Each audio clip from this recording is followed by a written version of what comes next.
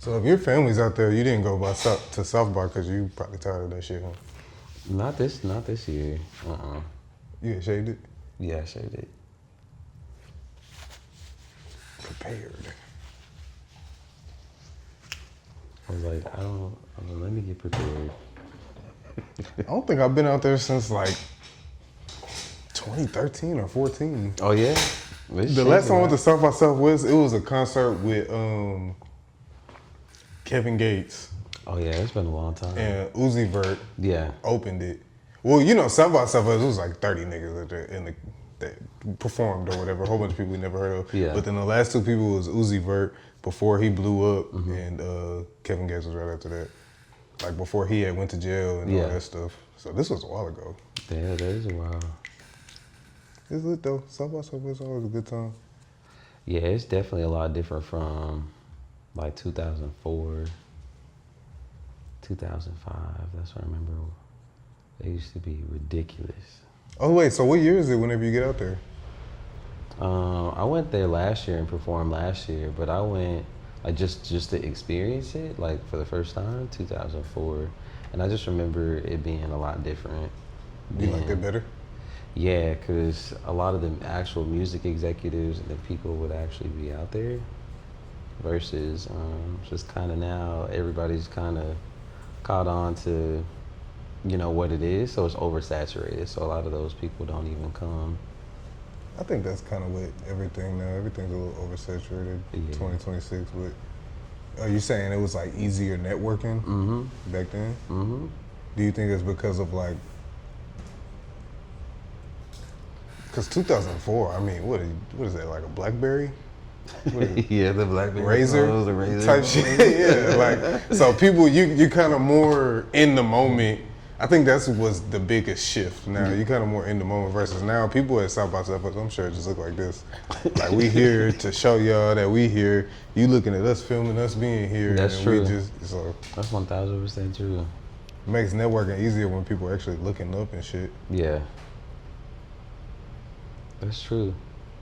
I think I missed that though. You said you missed that? Yeah, just people actually being engaged and there instead of on their phones all the time. So what was you doing in 2004? I'm picturing like walking around singing like Life Jennings in the video. That's basically what you was doing? Or trying to hand out CDs and stuff. Damn, what was that like? It was interesting. I mean, it was a hustle. You just never knew who you were gonna run into. You never knew what people were gonna say, or it was just a time. I just remember like you couldn't even get out of downtown. It would take you about 5-6 hours. You might as well just kind of just park your car in the middle of the street because you ain't going nowhere. This during South by Southwest or just in general? It was South by Southwest. It was also the relay season, so there was a lot the Texas Relays. Texas Relays was during that time. This is spring break time. Yeah, this is before the Film Fest stuff like came. Yeah, so it was a really good time. It really was. But shoot, when I first came to Texas, I didn't understand what humidity was. I was like, what the heck is this? Because, you know, like in Alaska or even like living in California, we had dry heat and dry, you know. So when it's nighttime, it's nighttime. You know, you putting a jacket on. I went to Colorado and I peeped that. Yeah. I know what you mean. Yeah. It fucked me up with the shade. Because you know out here there's not really shade. Exactly. Like you go in the shade and like the sun's not beaming down on you, but it's still hot. Out there, if it's hot and you go in the shade, it's cool. Yeah, exactly. Here, fucked me up. I never knew that was real. And I never had allergies till I got here either. So I didn't know what that was. Yeah. The terrain just got to you, huh? Mm-hmm. Shoot. What's the most you think you ever made selling CDs? In a day, probably like $300. That's pretty good for early 2000s, though. Yeah. I was born in 95, so it's like, I'm like 10 in 2005, so trying to get the picture painted. That's what's up. Shoot, I was, what, 15? Do you feel like you had a harder career compared to now because of that? I think just in general, I think music was a lot different back then. You had to invest more time, money, find the right people.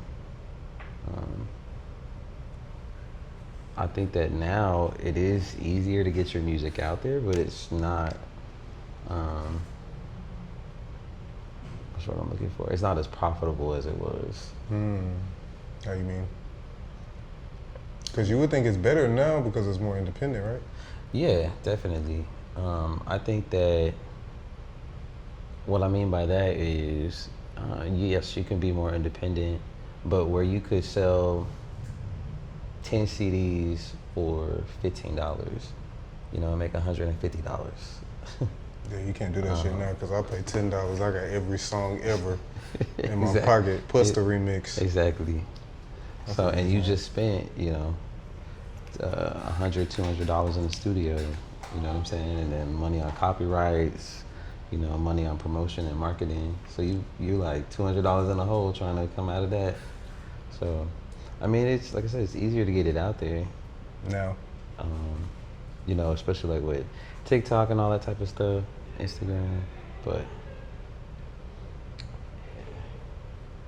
You're still watching, almost 2 hours in.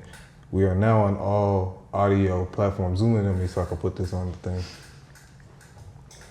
Dear listeners, Apple Music, Spotify, every other audio podcast platform, we are now there. Look up Client Conversations. We're working our best. Our team is small, but we're trying to get all 60-something of the episodes on there just for you to listen to. I know some of y'all can't get the visual. You at work, you know what I'm saying? Your boss tripping, y'all looking at your phone. It's cool. I got you on the audio, Apple Music, Spotify, wherever you listen to podcasts, Client Conversations. Check us out.